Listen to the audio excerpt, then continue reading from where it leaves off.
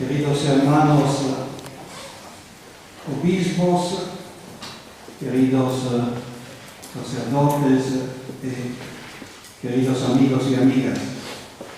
Antes de todos, quiero agradecer al señor obispo y también al vicario por las palabras y sobre todo por la invitación de estar aquí esta tarde a hablar con vosotros de la nueva evangelización. Y me gusta mucho también que la primera cosa que se conoce es que nació en 1951 y de esta manera todos conocen la edad del obispo. Bueno, pero la edad que el Señor nos dona y tenemos que vivir con todo el gozo y el entusiasmo que tenemos. Bueno, queridos amigos, que la expresión nueva evangelización pueda parecer como una fórmula abstracta no es en efecto un riesgo peregrino. Para evitarlo es necesario clarificarla, otorgándole contenidos que permitan captar su sentido y finalidad. Dos expresiones me parecen útiles para aportar mayor claridad. La primera indica el contenido, mientras que la segunda, la metodología. La nueva evangelización toma fuerza del texto de la carta a los hebreos, donde se dice: Jesucristo es el mismo ayer, hoy y siempre. No hay ninguna posibilidad de cambio ni modificación y tampoco de alteración. El contenido del anuncio permanece idéntico como el primer día de nuestro arribo a la tierra. Resulta interesante todavía prestar atención al contexto inmediato del texto para entrar mejor en el mérito de la cuestión. El autor de la carta se muestra particularmente interesado en la cohesión de la comunidad y dice: recordad a vuestros superiores que os han anunciado la palabra de Dios, considerando atentamente el desenlace de su vida, imitad su fe. A diferencia de los numerosos textos de las cartas, donde aparece frecuentemente el término sacerdote, presbítero, o también obispos, episcopo, dice el griego. Aquí, en cambio, encontramos el raro caso de un término griego que dice egúmenoi, es decir, jefe, superiores, dice la nueva traducción de la Biblia en español. Es decir, aquellos de quienes Jesús, utilizando el mismo término en el Evangelio, dice que deben servir mientras esperan su retorno. El horizonte que se abre puede ayudar a reflexionar.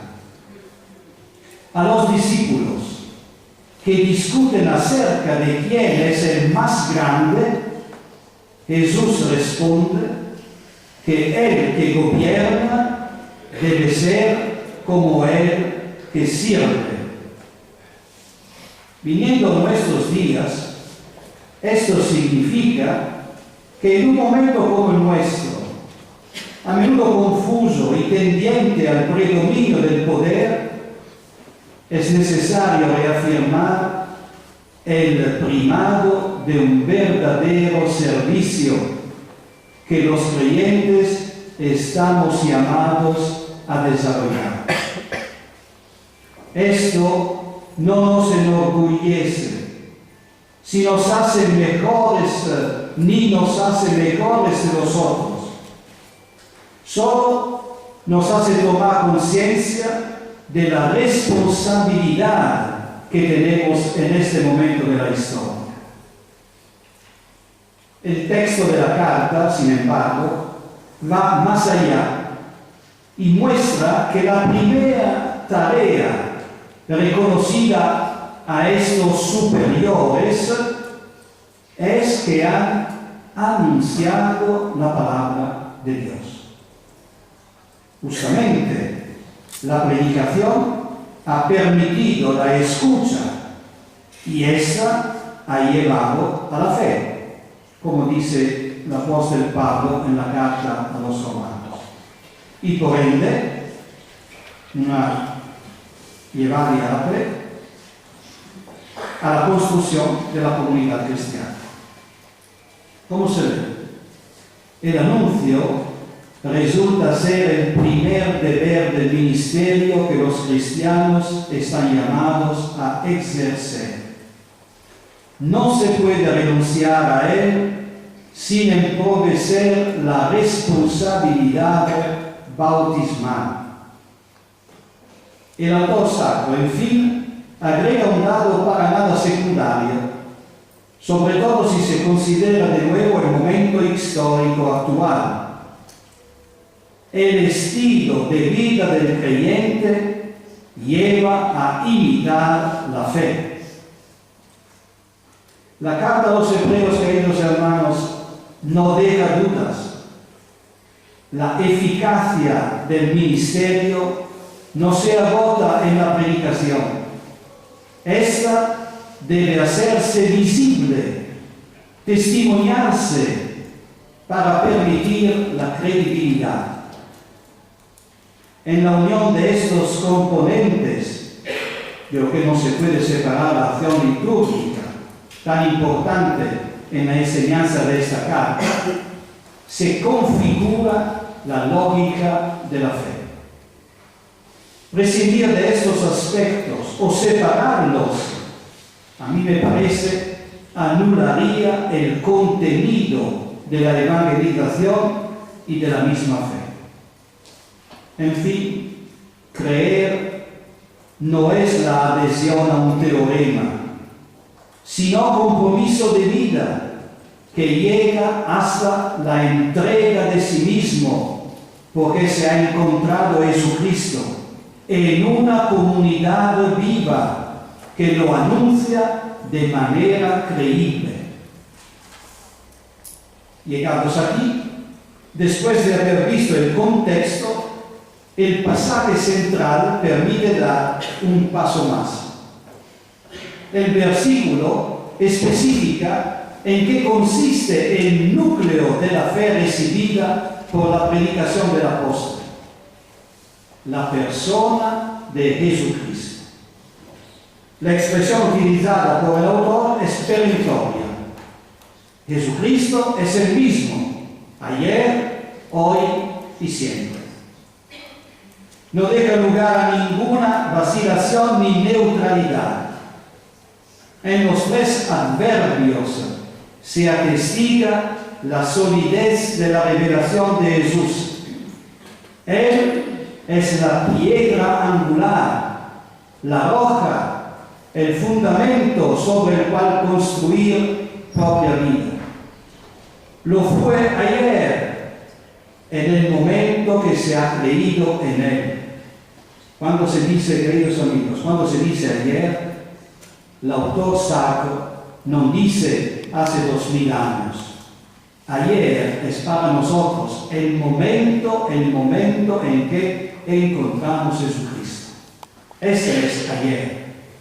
Es decir, el momento del encuentro tiene que ser todavía siempre el mismo, siempre. No se puede olvidar el momento del encuentro con Jesucristo, el momento de la fe. Llegar a la fe.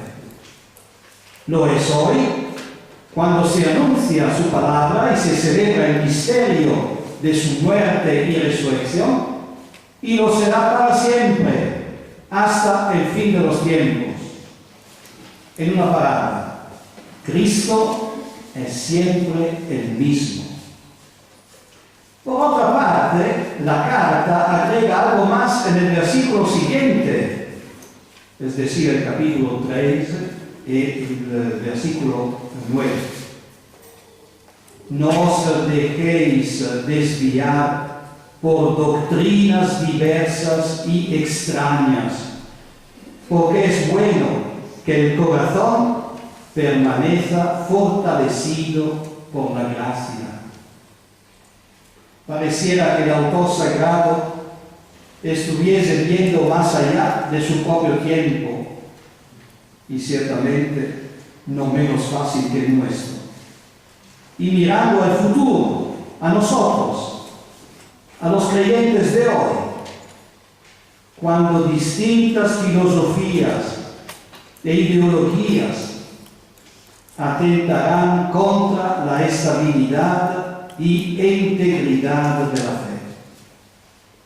Nada nuevo desde este punto de vista.